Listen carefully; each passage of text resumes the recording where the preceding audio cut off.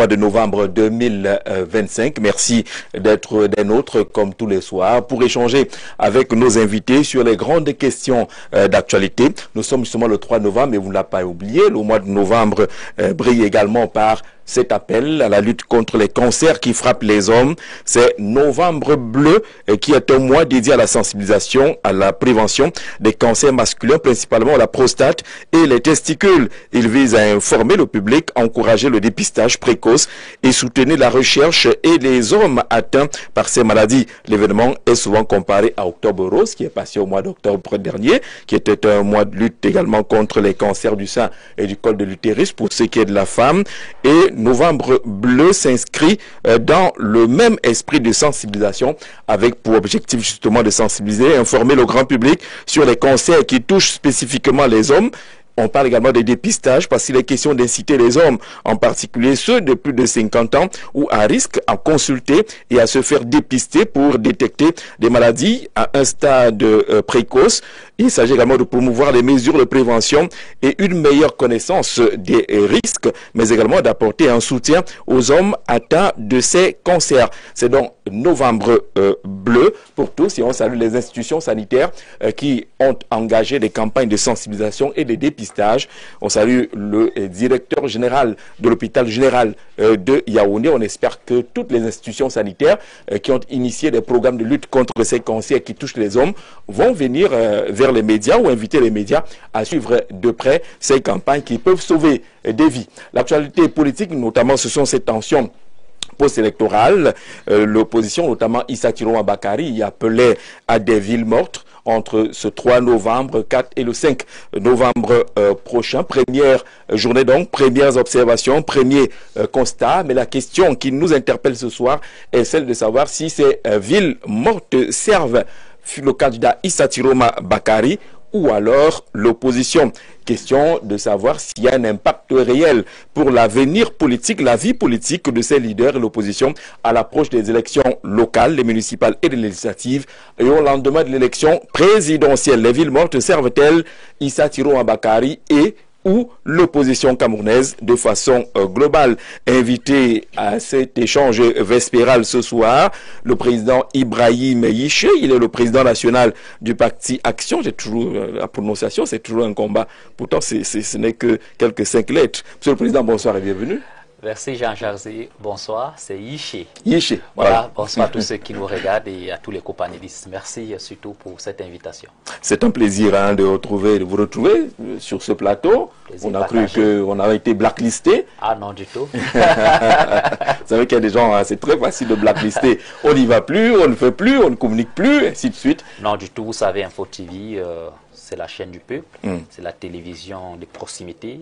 C'est une chaîne panafricaine qui promet le vivre ensemble et donc c'est l'une des chaînes que je regarde au quotidien et lorsque vous m'invitez, c'est un plaisir d'honorer.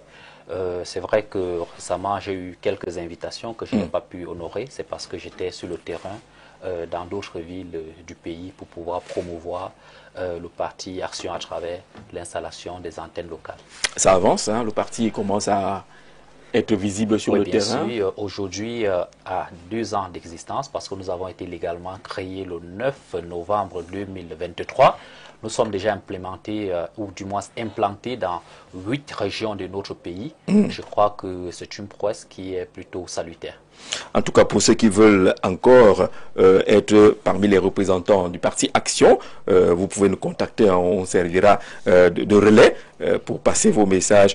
Monsieur le Président qui est avec nous ce soir. Accueillons Monsieur le directeur de publication du quotidien Le Quotidien. On va prendre juste ce titre-là, parce que si on commence à énumérer tous les autres. Jules Brice Ngaba, bonsoir et bienvenue. Bonsoir, c'est un plaisir pour moi d'être là. Répondre à une invitation de votre chaîne de télévision, davantage l'émission Le Grand Soir. Je dois avouer que mon dernier passage à cette émission date de 4 mois. C'était au mois de juillet. C'était également un prélude à la journée de l'habitat. Et je crois que j'étais ici sur le plateau avec le délégué régional de l'habitat et du développement urbain pour le centre. Et nous évoquions alors des sujets concernant la mobilité urbaine dans notre ville. Une mobilité urbaine qui n'a pas trouvé une entrave sérieuse par rapport au mot d'ordre qui a été lancé par un des candidats malheureux à la présidentielle de 2025. Je ne citerai pas son nom, vous l'avez fait à l'entame de l'émission, mais je pense que la ville de Yaoundé, qui est la capitale politique du Cameroun, les gens s'y meuvent en toute aise, et j'ai eu écho de plusieurs autres localités du pays. Mais il y a juste un problème au niveau du secteur des transports routier s'entend, notamment le corridor Yaoundé, oui, déjà le corridor Yaoundé Bangui N'Djamena. C'est un camionneurs transporteurs ont été victimes de quelques attaques aujourd'hui en Gandéré. Et actuellement, c'est une réunion entre le coordonnateur du bureau de gestion du fret terrestre, M. El Hadj Oumarou, et plusieurs autres transporteurs pour continuer à assurer donc le trafic sur ces voies-là, en dépit des menaces. Parce que aujourd'hui, quelqu'un a poursuivi un camion en Gandéré en disant qu'il va le faire brûler. Et je crois que ça a voulu créer une panique. Mais les transporteurs restent sereins. Ils poursuivent leur travail de transporteur, marchandises entre les trois États, le Cameroun, le Gabon, la RCA et le Tchad. Et je crois que pour des gens qui veulent faire avancer l'économie de nos trois pays, des pays qui ont vu leur chef adresser les félicitations au président élu, Paul Biya, je crois que nous devons tous dire non à ce mouvement, à ces appels aux villes mortes, à ces appels à l'insurrection, même si, vous l'évoquiez tantôt au cours de l'une de vos émissions, la clameur des populations, elle est là, elle est vive, au travers de ces pourcentages liés au score des différents candidats à la présidentielle. Merci Jules Brice Ngaba d'être venu sur le plateau de Le Grand Soir, tout comme Paul Stéphane Mounouga, c'est un politologue, un habitué de ce plateau. Paul Stéphane, bonsoir. Bonsoir Jean-Jacques Zé, bonsoir aux panélistes, bonsoir aux nombreux téléspectateurs et même aux internautes. C'est toujours un plaisir d'être là, tout en espérant que les échanges, comme d'habitude, seront conviviaux.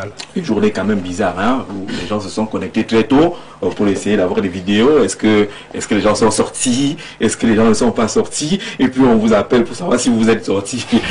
C'était quand même un peu bizarre. Oui, c'est vrai que la journée était un peu bizarre et nous espérons que ces bizarreries vont s'arrêter très bientôt. Parce que à la réalité, pour moi, je pense que ces bizarreries ne sont pas les solutions ou la solution aux maux que nous vivons actuellement au Cameroun. D'accord, on en parlera profondément pendant le programme. Les villes mortes servent-elles finalement les intérêts de Issa Tiroma Bakari et ou de l'opposition de façon globale? Hubert Volo, bonsoir.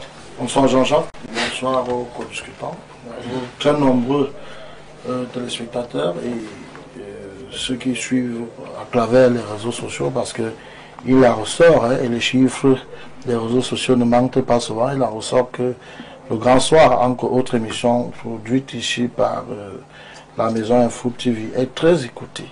Donc je dis bonsoir également à ceux qui nous écoutent à travers les réseaux sociaux.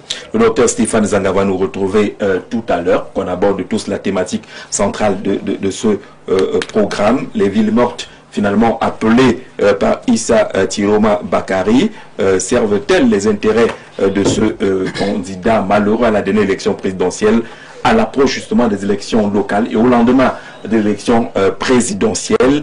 Est-ce qu'on peut lire derrière ces villes mortes quelques avantages pour ce candidat ou pour l'opposition de façon globale? Gilles Brice. Bien, la question, vous faites bien de me la poser en premier.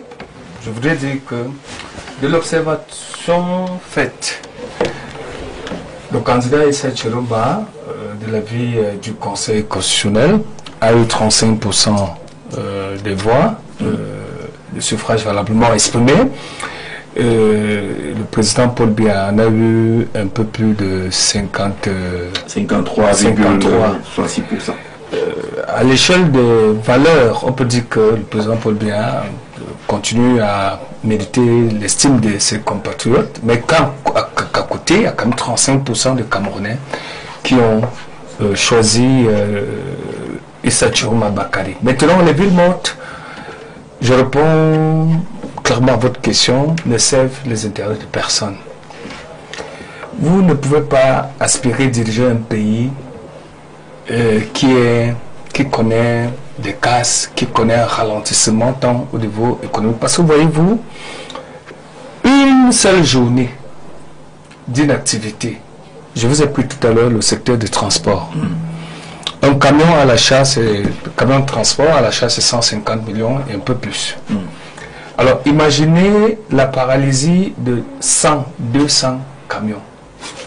Combien de familles sont-elles en difficulté de par le fait que ces camions soient à l'arrêt? Combien de pays sont-ils en difficulté? Partant, vous savez que le Cameroun aide plusieurs pays avec son port, ses différents ports, Douala, Kribi. Ces pays sont le Tchad, la Centrafrique. Imaginez la paralysie, ça ne concerne pas seulement que les Camerounais, elle concerne également les voisins du Tchad, de la Centrafrique. Ça ne sert pas les intérêts de Issa Chiroma ou même de l'opposition à partir du moment où vous avez des gens qui vivent au quotidien, au jour le jour, comme nous, pour prêter une expression triviale. C'est-à-dire que vous avez une maman là qui a sa tomate qu'elle vient vendre, c'est le bénéfice de 1000 francs, 500 ou 2000 francs qui lui permet d'aller préparer à manger à ses enfants. Lorsque elle ne va pas vendre ses tomates et tout ça, vous voyez que sa maison sera en difficulté, personne ne va manger. Et lorsqu'on est suffisamment responsable, je ne pense pas que ce sont des attitudes à adopter. Vous envoyez vous demandez aux gens de suspendre leurs activités. Mais c'est une forme de communication sur le plan politique. Je n'en disconviens pas, c'est une forme de communication. Mais je pense que le peuple camerounais, n'est-ce pas, monsieur Jean-Jacques Sey, n'est pas dupe. En 90, ces appels événements pouvaient passer parce que le contexte était différent. Aujourd'hui, nous avons des outils nouveaux qui sont entrés dans la communication. Nous avons Internet, avec tout ce que cela comporte, voilà, donc facilement les messages peuvent passer. En même temps aussi, de la même manière, les messages peuvent passer à une vitesse vertigineuse, tant pour les appels que pour les contre-appels. Le Camerounais lui-même peut avoir à placer sur sa balance le pour et le contre de l'action à mener. Aujourd'hui, la question que vous posez est suffisamment claire.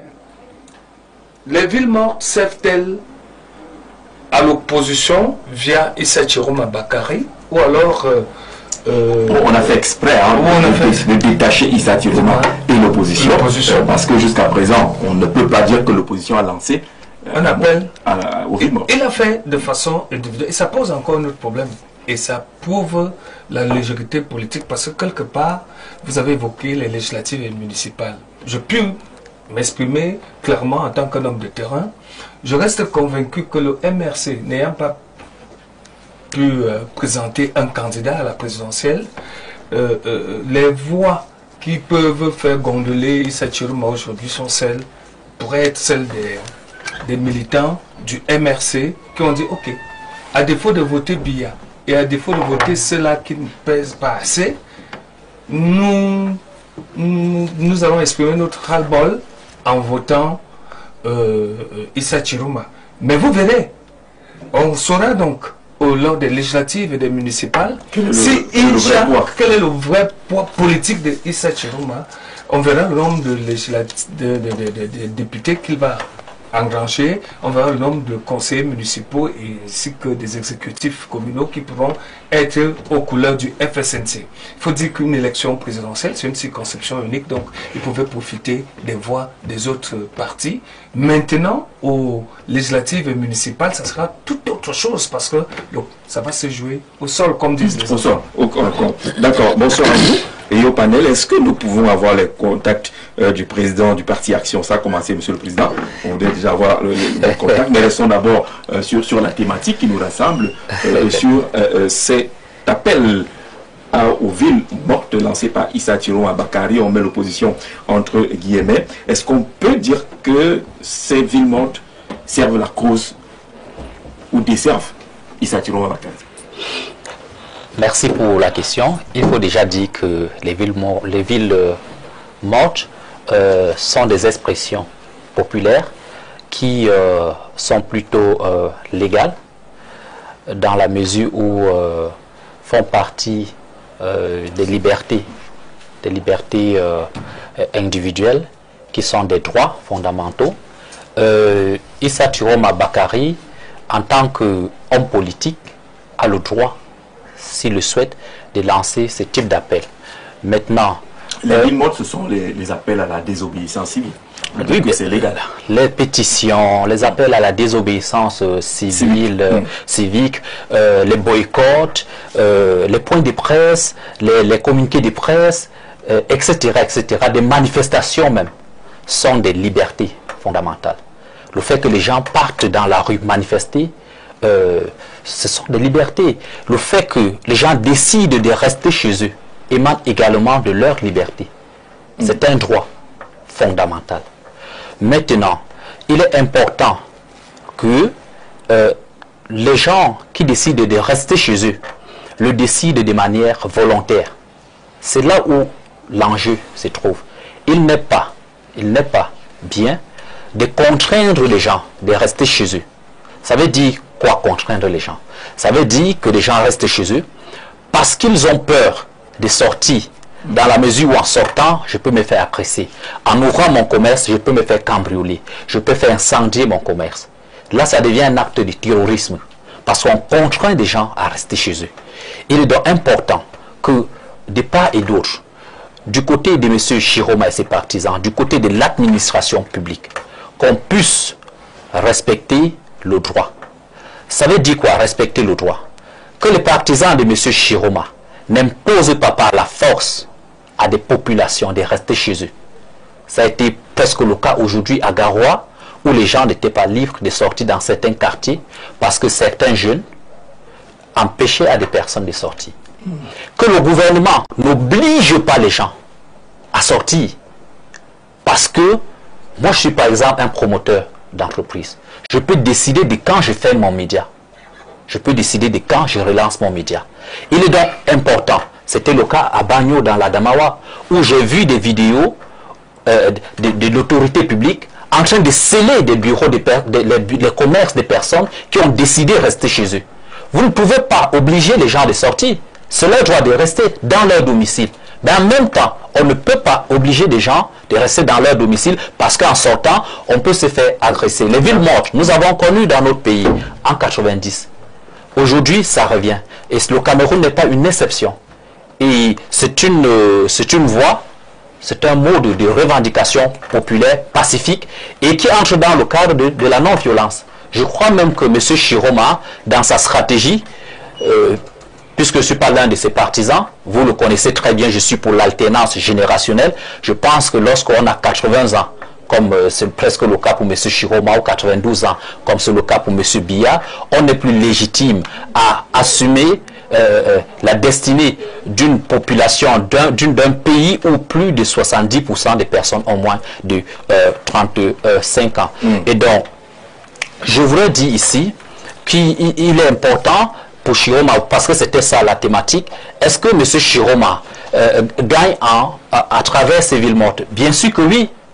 Est-ce que le gouvernement camerounais, la République, paie à travers ces villes mortes? La réponse est oui. M. Chiroma, qu'est-ce qu'il gagne? Oui. Il faut déjà dire que c'est la phase 2 de sa stratégie. La première phase consistait à faire sortir des personnes dans la rue. Il se serait rendu compte que ça créait des confrontations entre les manifestants et entre les forces de maintien de l'ordre. Il s'est rendu compte que ça créait du désordre dans la mesure où, parmi les manifestants, il y a des personnes qui s'infiltraient pour piller, pour voler, pour brûler. Alors, il a probablement opté à la méthode de non-violence qui consiste à dire aux gens de rester chez eux. Qu'est-ce qu'il gagne précisément? Il gagne au moins 3 choses. La première chose qu'il gagne, c'est que s'il parvient à faire rester des gens chez eux, alors il gagnera en légitimité.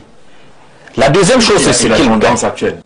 La tendance actuelle est que dans les villes de Yaoundé et de Douala, les gens ont vaqué à leur occupation. Mais oui, ce sont des villes miroirs, mais qui ne sont pas des villes essentielles ou alors des espaces géographiques essentiels du pays. Parce que Yaoundé, c'est 4 millions d'habitants, Douala, c'est 3 millions d'habitants et demi, et le reste du Cameroun, c'est plus de 22 millions d'habitants. Sur le plan de la symbolique, sur le plan de la symbolique politique, les habitants de Douala ne sont pas supérieurs à ceux de etc. Juste pour dire, non, s'il vous plaît, juste pour dire que dans l'arrière-pays, je crois que l'appel a été entièrement honoré. Et si, par exemple, dans la ville d'Engaoundéré, les gens sont restés chez eux. À Garoua, les gens sont restés chez eux. À Bagno, les gens sont restés chez eux. Donc, ce que je veux dire, c'est que qui amène à dire que dans l'arrière-pays, ça a été... Si M. Chiroma parvient à maintenir cette tendance, s'il amène des gens durant ces 3 jours n'est pas sorti, il gagnera en légitimité. Au niveau de la communauté internationale, des gens à rester chez eux. Je crois que nous sommes... Ce que je veux dire, c'est qu'il faut faire le distinguo. Dans le Nozo, c'est-à-dire les régions anglophones du pays, il y a des appels à des villes mortes pratiquement toutes les semaines. Mais là-bas, vous comprenez qu'on impose aux populations de ne pas sortir. Ceux qui font l'erreur de sortir parfois sont fusillés. Aujourd'hui, à Yaoundé, nous sommes sortis. Ça veut dire que globalement, ces appels ont quand même une certaine liberté. C'est délibéré. Et dans certaines villes, il faut être objectif, c'est en train de prendre. Et si ça continue ainsi, il gagne en légitimité. Il va démontrer par là à la communauté internationale qu'effectivement, il aurait gagné les élections. Parce que son but, c'est quoi? Son but, c'est de dire que les résultats qui ont été rendus publics par le Conseil constitutionnel contrastent avec les réalités, avec la vérité des hommes. Et il passe donc par cet acte pour le démontrer. C'est peut-être ça l'enjeu, justement, la question elle va être posée. Si finalement il ne mettait pas cette légitimité, entre guillemets, en jeu, au regard de ce qu'on observe depuis le matin, cette première journée. Bonsoir, le grand soir, les villes mortes me semblent desservir, plus l'administration actuelle, plus qu'elles ne servent Issa Tiroma Bakari, et où l'opposition, c'est une marque d'un désaveu patent adressé à l'ordre gouvernement actuel. C'est une remise en cause de la légitimité du candidat du RDPC. Ce qui me semble drôle, c'est que l'on réprimait les marches avant, puis on force, en tout cas Bertrand de Marois, Paul-Stéphane Moulouga, au regard, puisque la question de la légitimité va être posée, est-ce que Issa Tiroma ne jouait pas, j'allais dire, ne courait pas un risque en mettant en jeu sa légitimité ou sa victoire supposée volée, tout ça entre guillemets? Avant de vous répondre autant pour moi, je veux rappeler à ceux qui nous écoutent que ce n'est pas la première fois qu'il y a des villes mortes au Cameroun. On se rappelle des villes mortes qu'on a eues dans les années 92, parce qu'on réclamait une conférence nationale souveraine. Et le président avait dit qu'elle était sans objet. Et à la fin, on a quand même pu avoir une tripartite. Et je veux continuer en rappelant ici que par jour, le Cameroun perdait 5 milliards. Et quand on fait une évaluation des villes mortes dans les années 92, le Cameroun a perdu environ 750 milliards. Pour ceux qui ne le savent pas. Mais malgré la perte de 750 milliards, ils n'ont pas atteint leur objectif. Parce que la finalité, c'était de faire partie le président de la République. Il n'est pas parti. Ça veut dire, si on part du principe selon lequel les mêmes causes produisent les mêmes effets, j'ai envie de vous dire que ça aura un effet, mais l'objectif ne sera pas atteint. Parce que l'objectif, c'est de faire partie Paul Biya. Mais ce n'est pas avec les villes mortes. Parce qu'il peut décider d'utiliser l'usure, et c'est ce qu'il a utilisé en 92. Et après, il a lâché du lest, on est allé à la tripartite, Et c'est la tripartite qui a accouché la Constitution de 96. Donc c'est pour vous dire que puisque les mêmes causes produisent les mêmes effets, certainement les gens vont souffrir, mais l'objectif final ne sera pas atteint. Ça veut dire que les villes mortes ne servent à rien, en réalité. Parce que ça pénalise qui? Ça nous pénalise. Ça ne pénalise pas ceux que vous voulez faire partir. Ils ont des réserves chez eux. Ça pénalise la Baye Amselam qui a un capital de 10 000, qui risque de le consommer d'ici 5 jours, parce qu'elle n'aura pas de choix. Ça pénalise moi, qui suis un jongleur. Ça pénalise la Baye Amselam. Ça pénalise la vendeuse de tomates. Ça ne pénalise ni ceux qui ont appelé aux villes mortes, ni ceux qui sont au pouvoir. Vous comprenez qu'en réalité, c'est un marché on se pose des vraies questions. Est-ce que ceux qui sont au pouvoir et ceux qui aspirent à contrôler le pouvoir tiennent véritablement compte du vrai peuple? Parce que je suis conscient que tous ceux qui sont allés aux élections ont les statistiques de ce pays. Ils savent que le sous-emploi est de 78%. Ils savent que le taux de chômage est de 74%. Ils savent que la plupart des Camerounais vivent au jour le jour. Et si vous demandez à quelqu'un qui doit sortir le matin, travailler 3 000 francs, envoyer 2 000 francs à sa femme pour qu'elle saute le riz, pour que quand les enfants vont rentrer le soir, ils mangent, vous leur demandez de faire des villes mortes, ça veut dire que vous ne prenez pas en compte leur considération. C'est tout. Ça pose un problème de fond. Donc vous comprenez qu'en réalité, les villes mortes ne vont servir ni Tiroma, ni l'opposition, parce qu'à la fin, même ceux qui ont eu à voter pour lui vont se poser les vraies questions quand les réalités substantielles vont les rattraper. Parce que c'est facile de dire qu'il faut faire des villes mortes, mais j'ai envie de dire que dans quelques jours, la vérité va nous rattraper, nous tous. Et les qui seront épargnés de cette vérité-là, ce sont ceux qui sont au pouvoir et ceux qui ont appelé aux villes mortes. Ce sont eux qui n'auront pas de problème. Parce que la plupart des Camerounais ne peuvent pas vous faire des réserves de 50 000. Ils vont prendre l'argent où? Ils vont prendre l'argent où?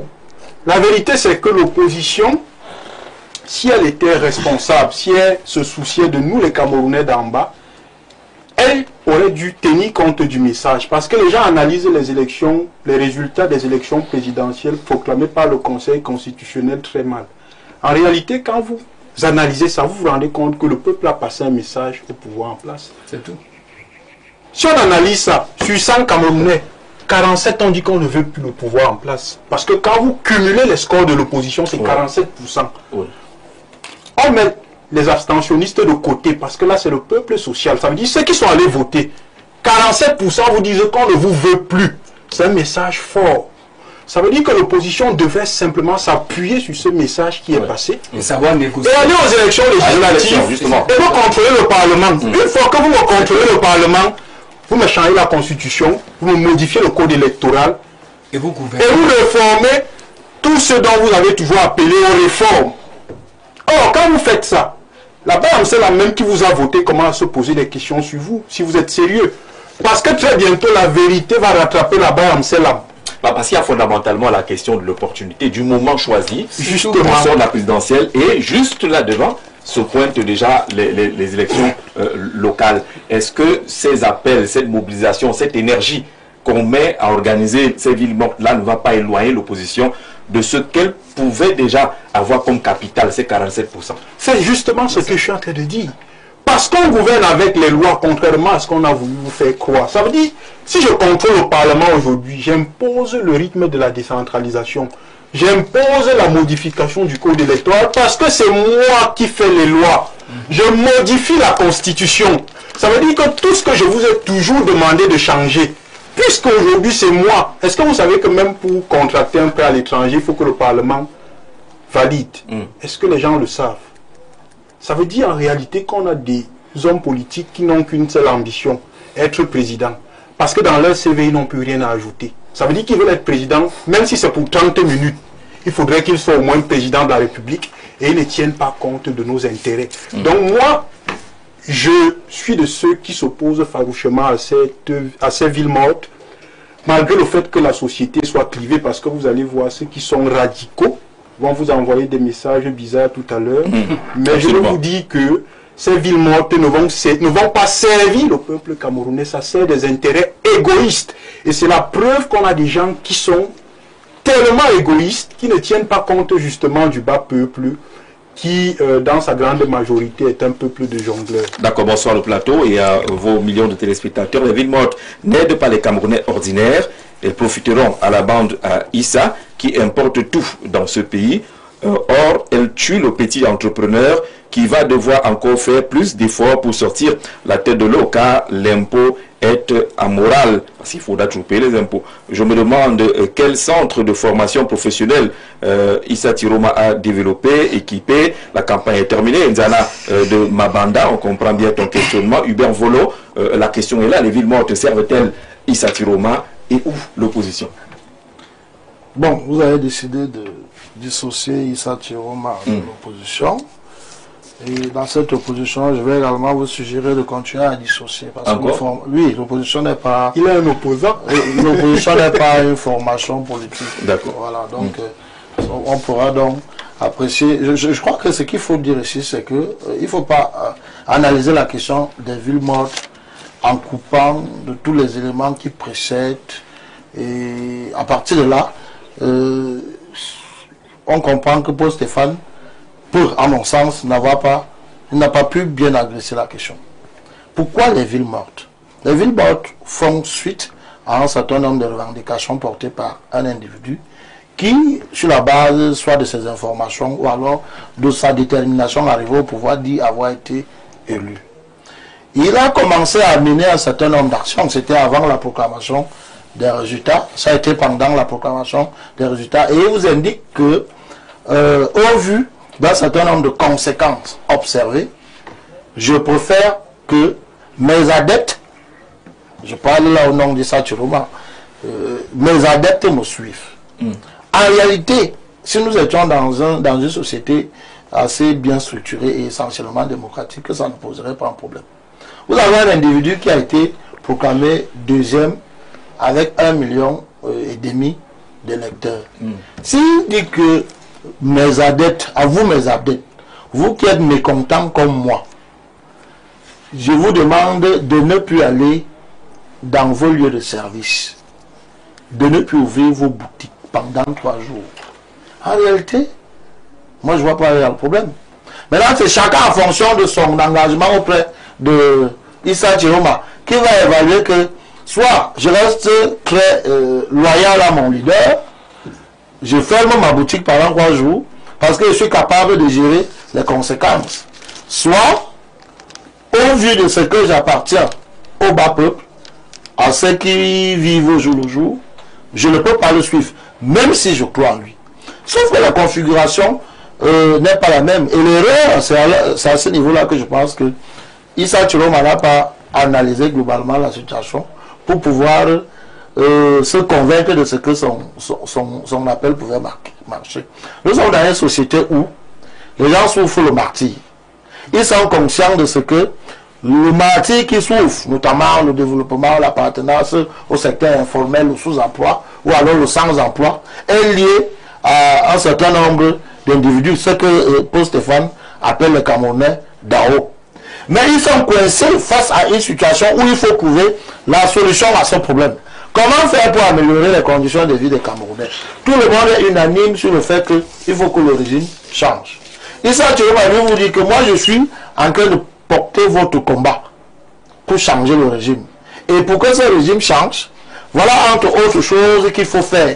Donc en réalité, pour ceux qui le suivent, passer 3 jours à la maison fait partie du sacrifice pour atteindre un objectif qui est celui de faire tomber le régime. Voilà la conception globale. Mais est-ce que les conditions sont réunies pour que, au Cameroun, une marche pacifique soit vraiment effective?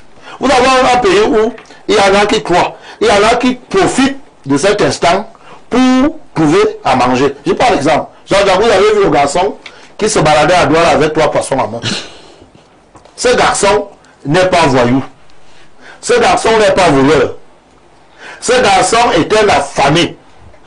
Parce que... Un affamé qui volait quoi? Qui a profité d'une situation... De la non, je ne suis pas en train de lui. Moi, je fais une analyse de la sociale. De lui, j'en passe. C'est-à-dire que si vous entrez dans un restaurant, vous avez faim, vous volez la nourriture, vous mangez. Vous avez volé. On vole. Mais On peut aussi également intégrer le fait que vous étiez en train de vouloir perdre la vie et que vous avez mangé. Vous avez eu la force quand même de venir en train. Voilà, donc c'était l'aspect de survie. Ce que j'ai envie de dire dans cette image, c'est pour montrer le risque qu'il y a dans notre société à pouvoir mener, par exemple, une manifestation publique. C'est-à-dire que les conditions ne sont pas réunies. Pendant que certains revendiquent une quelconque victoire, d'autres profitent de la situation. Pendant que Issa Chiroma appelle aux gens, demande à ses adeptes de ne pas sortir pendant 3 jours, et il y en a qui ne peuvent pas sortir, ou alors qui sont obligés de sortir parce qu'ils n'ont pas d'autre choix. Donc vous dites est-ce que ça a été suffisamment bien c'est pour ça que l'autre démocratie, il y a tellement de choses qui ont été faites avant, qui ont été ratées avant, que quand vous venez demander aux gens d'aller manifester, le risque que le pays vacille est très élevé parce que parmi eux, il y a des gens qui profitent de la situation pour se faire plein les poches, pour chercher à manger. Quand vous demandez aux gens de rester à la maison, je vais te passer la parole, c'est par là que je sors. Quand vous demandez aux gens de rester à la maison, ils sont conscients que le combat que vous menez peut être le leur. Mais comment ils font pendant 3 jours? Ça, ce genre d'appel ne peut prospérer à mon sens. C'est que dans les cadres où les gens ont déjà le minimum. Bonsoir le panel, très rapidement parce qu'on n'a pas encore accueilli le docteur Zanga. Oui, je voulais juste dire aux copanélistes qu'il a utilisé une expression qui, à mon avis, ne me semble pas bonne. Issa Chiroma n'a pas d'adepte là à qui il donne des instructions. Si vous avez suivi mon propos, à l'antenne. Moi, je n'ai pas dit que vous avez dit ça. Hein? Oui. C'est ma lecture. Oui. Il a 1,5 million de lecteurs. Je ne sais pas comment vous faites électeurs pour une élection. Votant, c'est pas la même chose. Voilà. Non, je ne sais pas comment vous avez dissocié ça. Non, je ne sais même pas comment vous dissociez ça. À partir du moment où. C'est comme ça. S'il avait eu ses militants. Quand vous votez. Allez-y. Si il avait eu beaucoup de l'élection, le Conseil constitutionnel a dit qu'il a eu 1 500 000 voix. Et je vous ai situé le contexte. J'ai dit c'était pour une élection qui est passée. Vous allez me dire que tout ce qui se passe là, c'est autour de l'élection. Oui, on peut accepter. Mais ce que je ne vous concède pas, c'est de dire que Issa Chiroma dit à ses adeptes, l'appel n'était pas lancé à ses adeptes. Il s'est adressé aux Camerounais dans une posture de chef d'État. Il a dit Camerounaises, Camerounais. La vidéo, c'est que je vous... Non, ça, ce n'est pas une expression qui est l'exclusivité du chef d'État. Je n'en disconviens pas, voilà. Mais toujours est-il qu'il n'a pas qualité. Il n'a pas signé le chef d'État. Légitimité.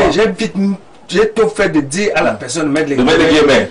Ça reste il n'a aucune légitimité. Parce que la question sur la légitimité va se poser derrière cet appel à qui est-il pour demander aux Camerounais de se lever et d'observer des journées de vie morte?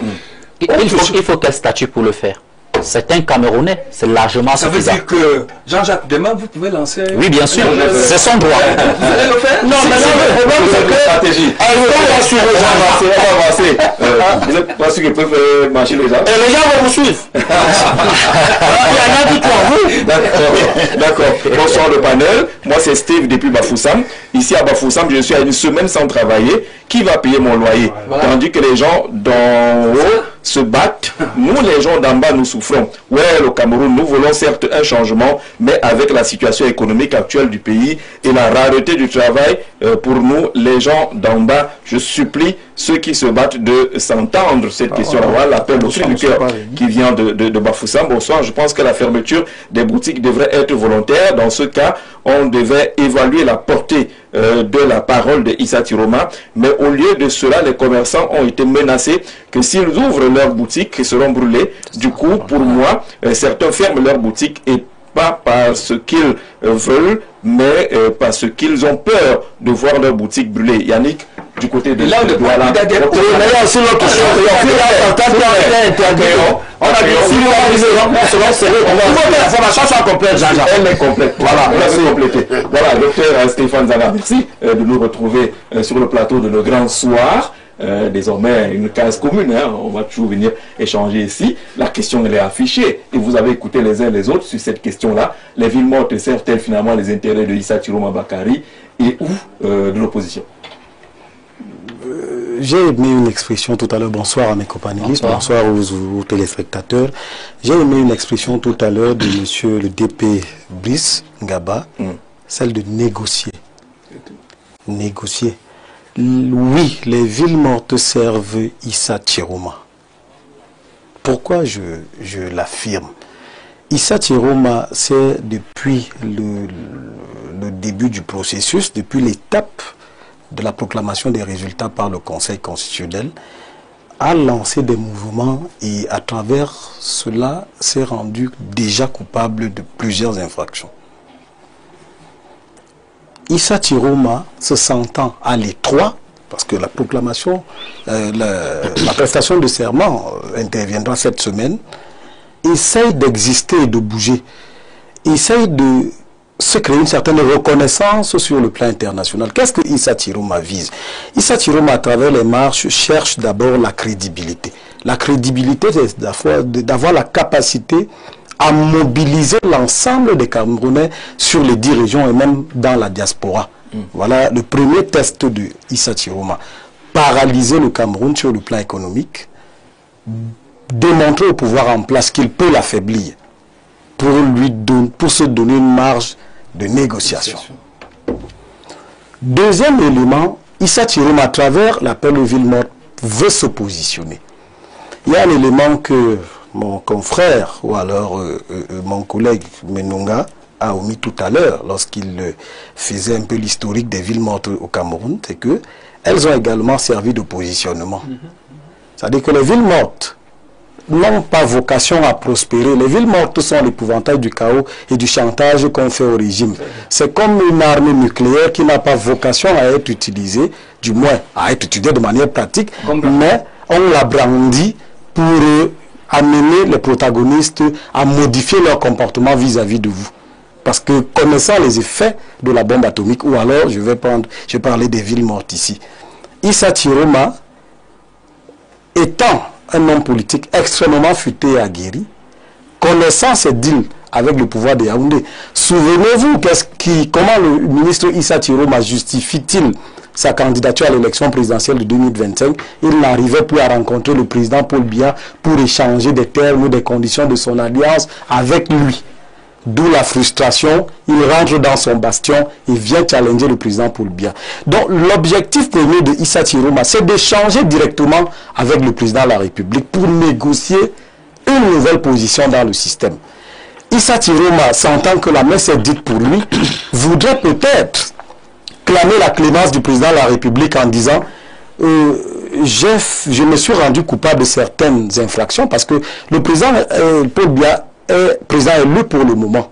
Et il a une marge de manœuvre réduite dans le sens de la gestion des dossiers de l'État. C'est un président élu. À partir de la prestation de serment, il se remet dans la peau du chef de l'État, chef des institutions, chef des armées. Pas pour dire qu'il ne l'est pas en ce moment, mais les procédures démocratiques voudraient qu'il lâche légèrement du lest. Il sera encore habillé de ses attributs sur le plan institutionnel à partir de sa prestation de serment. Donc, Issa Chiroma ne lance pas les villes mortes pour affaiblir l'État du Cameroun.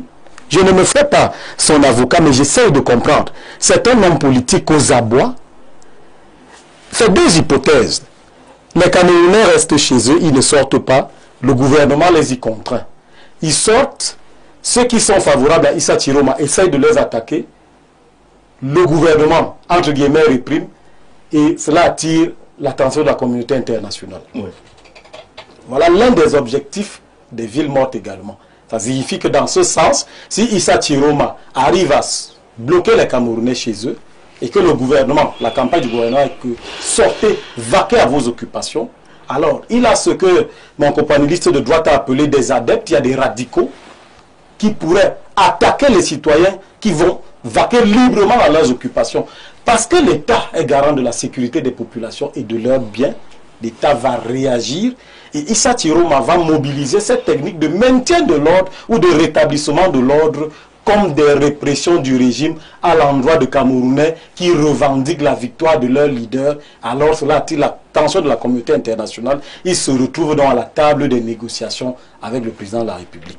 Donc voilà ce qui peut être escompté. Issa Chiroma, dans ce schéma-là, le peuple, entre guillemets, est joué comme des billes. Le peuple est pris en otage Et le peuple est sacrifié à l'autel des ambitions personnelles d'un leader. Je ne voterai pas pour quelqu'un qui dit que sa candidature est justifiée par des frustrations dans l'alliance qui le lie à un leader politique. Ça signifie que Issa Chiroma n'est pas porteur d'un projet pour les Camerounais. Vous ne pouvez pas décrier le mal-être des Camerounais et bloquer la majeure partie qui vivent au jour le jour, qui font dans l'informel. On évoquait le sous-emploi. C'est chiffré à des milliards. Qu'est-ce que ça suppose? Ça suppose que Issa Chiroma s'attaque au peuple dont il est supposé défendre les intérêts. Je vais faire fi des centaines de millions déjà perdus par certains opérateurs économiques du secteur informel.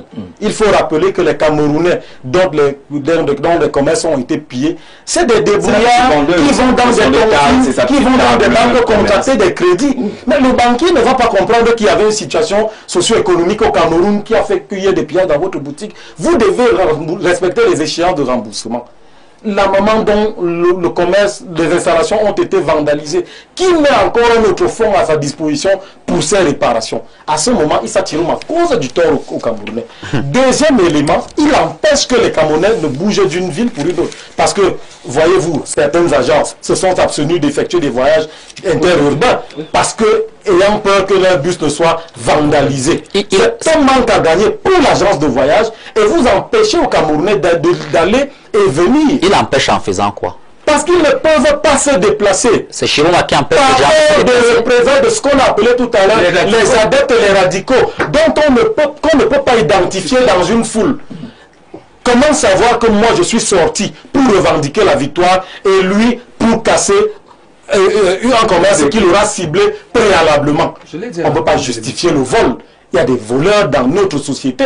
On ne peut pas, nous souffrons tous. Mais pourquoi certains optent pour travailler et d'autres pour voler? On ne peut pas justifier le vol. Alors, c'est pourquoi, s'il vous plaît, je suis par là. Et là, je donne raison aux autorités administratives qui, de manière systématique, empêchent la tenue des marches et des manifestations parce que ceux qui les organisent n'ont pas la capacité de les encadrer et de suivre en réalité ce qu'ils appellent à manifester parce que le contrôle des manifestants leur échappe. D'accord. Il y a Hubert Volo qui a parlé tout à l'heure, président Richer, de quelque chose mal pensé, mal organisé. Est-ce que ce n'est pas ça qui crée la peur qui anime certains Camerounais aujourd'hui qui sont restés chez eux juste par peur de représailles parce que tout le monde a reçu au moins ce genre de menaces? Peut-être les appels à la manifestation, je peux dire qu'à ce niveau, c'était mal pensé. Parce que moi, en tant que leader, le jour où je vais appeler les Camerounais à faire une marche, moi, je serai devant. Monsieur Chiroma ne peut pas, et c'était le cas avec Monsieur Kamto, ils ne peuvent pas demander aux citoyens de descendre dans la rue lorsqu'ils sont chez eux, avec les membres de leur famille. Je pense à l'époque, on voyait dans les films légendaires, et c'était le cas, les rois, lorsqu'il y avait des guerres, ils allaient au front, ils motivaient les troupes. Vous ne pouvez pas demander aux gens de descendre dans la rue et de rester chez vous. Vous ne pouvez pas demander aux gens d'aller dans la rue sans des personnes qui vont les encadrer, les têtes de file, qui vont dire par exemple, marchons d'ici à ici, scandons tel slogan, chantons tel message, etc., etc. Donc du coup, les gens se retrouvent dans la rue, il y a du désordre, parce qu'en absence de coordination, c'est clair qu'il y aura du désordre. À ce niveau, je pense que c'était mal organisé. Par contre, en ce qui concerne les appels aux villes mortes, je crois que si M. Chiroma n'avait aucune légitimité, aucune crédibilité, s'il était un citoyen lambda, comme tout le monde, je crois que ces appels ne devaient intéresser personne.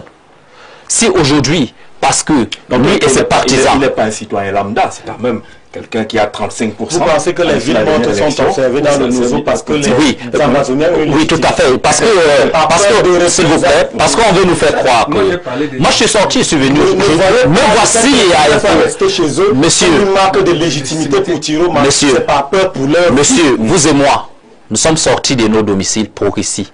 Nous n'avons eu aucun souci en route. Mais ça veut dire quoi? Parce que les ça veut dire que notre sécurité. Alors, ça veut dire que monsieur Chiroma a lancé ses appels. Si ces appels sont respectés, ça veut dire que il a une certaine légitimité. Je pensais que les enfants qu'on a gardés à la maison, maintenant, c'est par respect à un appel.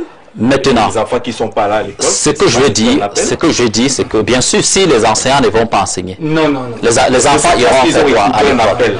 Moi, je dis et j'insiste sur le fait que non, s'il vous plaît, c'est le débat contradictoire. Souffrez de les supporter. C'est mon temps de parole. Ce que je refuse, c'est que sur ces plateaux, vous essayez de réduire M. Chiroma à n'importe qui. Vous essayez de dire qu'il n'est pas crédible, il n'est pas légitime, mais vous dites après que c'est à cause de lui que les gens ne peuvent plus vaquer à leurs occupations, à cause de lui que le transport ne suit plus son cours, à cause de lui que l'économie de notre pays est en berne. Non, c'est pas à cause de lui. C'est très facile de commenter les conséquences. Mais est-ce que vous regardez par derrière pour pouvoir analyser les causes? En 2018, c'est M. Chiroma qui avait paralysé le pays. Si à chaque élection, on a ces problèmes, ça veut dire qu'il y a un souci. Il y a un souci au niveau de la transparence du processus électoral dans notre pays. Il y a un souci au niveau du code électoral dans notre pays. Parce qu'à chaque élection, les gens sortent. À chaque élection, il y a aussi le code électoral. Une personne à la fois. C'est le président Idjé qui a la parole. Oui, 30 secondes, président. Pourquoi vous gesticulez beaucoup au début? Calmez-vous, vous attendez votre temps de parole. C'est plus responsable. Le président ne veut pas dire le désordre. S'il vous plaît, laissez-moi parler.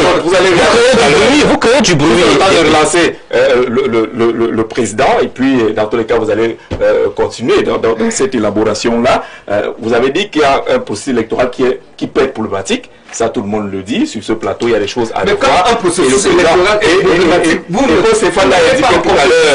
n'allez pas. Le président ne fait pas exprès. Le professeur Maurice Kamto a dit en 2018. Oui.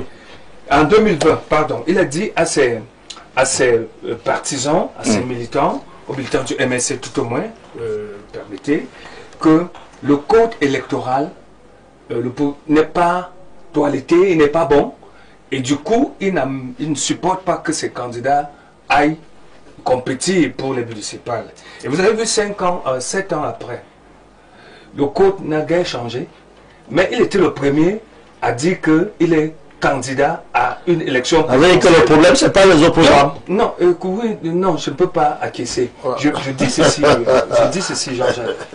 Lorsque vous trouvez que le code n'est pas bien, vous n'allez pas en compétition avec les éléments qui vous attachent à ce code. Dès lors que vous acceptez compétir, ça veut dire que vous avez accepté tout ce qui va se passer comme conséquence positive ou négative. Il y a même qui a été signé avant. D'accord.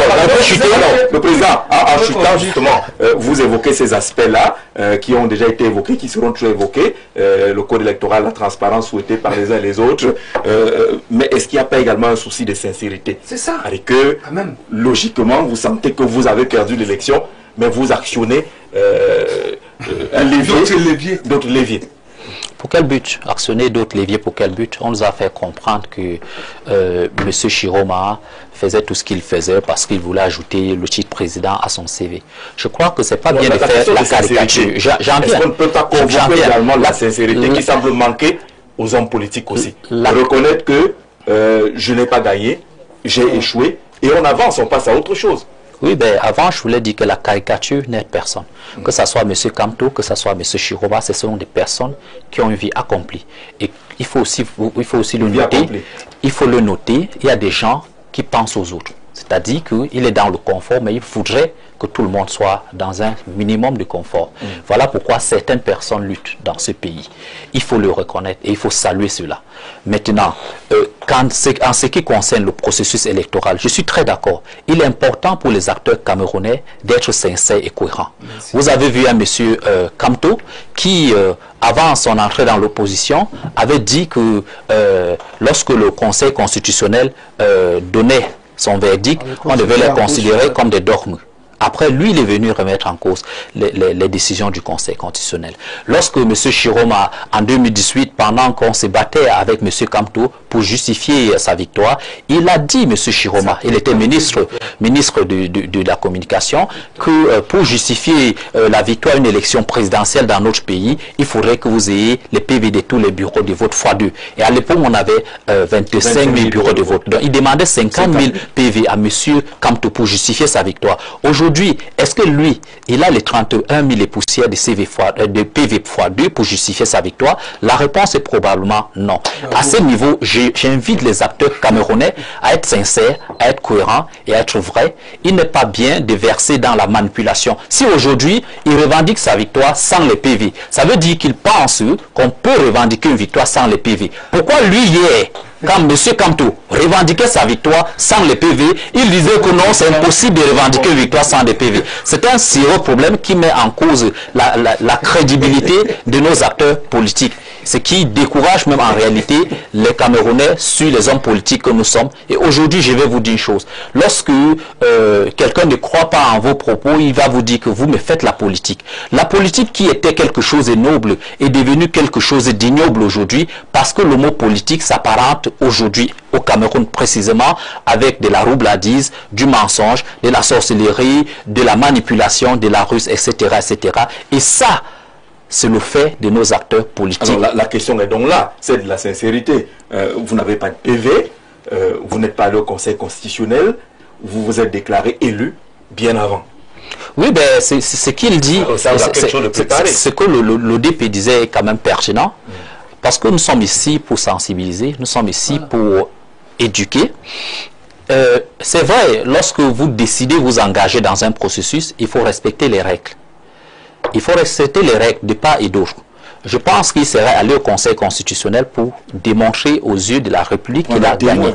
Maintenant, il est aussi important pour le pouvoir en place, aussi pour l'autorité en charge de l'organisation des élections dans notre pays, d'être impartial. Et c'est difficile pour cette autorité d'être impartiale. Parce que oui, je peux être d'accord de participer à un jeu, je connais les règles. Mais si ces règles sont biaisées au cours du jeu, je suis en droit de dire non. C'est pas comme ça qu'on avait décidé. Et à l'état actuel, avec le code électoral actuel, il est clair que à chaque fois, il y aura des débats. Pourquoi? Parce que vous avez par exemple l'ECAM, le Conseil constitutionnel et même le MINAT qui sont trois organes très ancrés dans l'organisation des élections, notamment présidentielles dans notre pays, qui sont des institutions mises en place par le chef de l'État. Les responsables de ces institutions sont nommés par le chef de l'État. Ces responsables même, dans leur carrière, vous voyez que ce sont les anciens caciques, les anciens transfuges du RDPC. Et lorsqu'ils agissent, vous avez l'impression qu'ils agissent en supportant un camp. Vous avez écouté le ministre Atangandi vous dire que qualifier M. Chiroma et le FSNC de coton sport de Garoua, et c'était une insulte pour notre football national, et qualifier le RDPC du Real de Madrid. Comme pour dire que avant le jeu, les dés sont déjà lancés et on connaît déjà le résultat. Ce qui est un problème, parce que nous avons vu un Cameroun être battu et presque disqualifié de la Coupe du Monde par un Cap-Vert qui ne fait que 600 000 habitants, c'est-à-dire à peu près la ville de Gaoundéré. Comme pour dire que nous avons vu pour chuter, M. Atangandi recevoir les membres de la coalition avec le système dans le bureau de la République, dans le siège du MINAT. C'est un problème. Comme pour dire que nous avons vu Clément Atangana dans des marches pour l'appel les marches qui appelaient M. Biya être candidat. Nous l'avons vu, s'il vous plaît, nous l'avons vu aussi, nous l'avons vu festoyer le bon travail qu'il aurait fait, qui aboutit à la déclaration de M. Biya vainqueur. Oui. C'est un problème qui vient discréditer le processus électoral dans notre pays. Et c'est tout ça qui frustre les Camerounais. Et c'est tout ça qui soulève des revendications et des mécontentements. D'accord. Paul Stéphane, vous parlez de 92, les réalités ne sont pas les mêmes en 2025. Pourquoi vous lisez seulement les messages qui parlent contre Issa Chiroma? Envoyez donc ceux qui sont pour Issa Chiroma, on lit ce que vous envoyez. Bonsoir JZ, je pense sincèrement qu'il est vraiment urgent. Et pour la session de novembre du Parlement, de revoir le code électoral, sinon les prochaines échéances seront suicidaires. Vous voyez bien que à la session de novembre, on ne peut rien faire. Il faut avoir une majorité déjà au Parlement. Bonsoir, dites au fils de Issa Chiroma que le sang et les pleurs des Camerounais vont se déverser dans leur vie et les vies de leur famille. Les malédictions en direct. Plus 242. Bonsoir le panel, moi c'est Christian. C'est très grave. Ce monsieur Tiroma a appelé pour la première fois à la grève. On a tout cassé. On a brûlé, la vie est devenue chère et beaucoup de personnes ont perdu leurs biens. Les enfants ne vont plus à l'école. Cela veut donc dire que ce Tiroma n'a pas pitié des Camerounais. Tout cela juste pour le pouvoir. C'est Frana. Le plus 242 Congo-Brazzaville. Merci, il faut signer vos messages. Hein. Bonsoir, je suis camionneur et je suis à Douala depuis une semaine déjà. Tout est en arrêt. Le port, rien n'entre, rien ne sort. Actuellement, il y a des milliers de camions qui sont bloqués au nord avec des chargements destination Yaoundé-Douala. Les agences de voyage sont fermées depuis la semaine passée et aujourd'hui, la ville monte est vraiment observé ici. Tous les grands marchés de Douala sont fermés. Puis marché central, marché chinois, appelé la douche. C'est Abou qui envoie le message. Mais l'impact, l'intérêt, c'est quoi donc, Abou? On vous demande pas de décrire ce qui se passe. On interroge les conséquences et l'impact de ces différentes organisations. Et que quelqu'un d'autre va envoyer le message pour dire que lui là, il ne voit pas le même marché qui est fermé que vous. Bonsoir à vous sur le plateau. Les villes mortes profitent à ces méchants qui n'ont rien à foutre avec le peuple. Ils ne cherchent qu'à combler leurs intérêts égoïstes et leurs accords précédemment signés. Ils sont prêts à tout par peur de subir eux les conséquences. Nous, le bas peuple, nous souffrons. Le panier de la ménagère subit, tout augmente sur le marché. Nous pensons même que le thème ville morte est juste une forme maquillée d'appel au trouble. Madame Alol, merci pour votre contribution. Bonsoir. Très rapidement. Bonsoir. Comment le président change de bouche? La pression est trop intense. Non, le président n'a pas changé de bouche. Ça l'a quand même appris.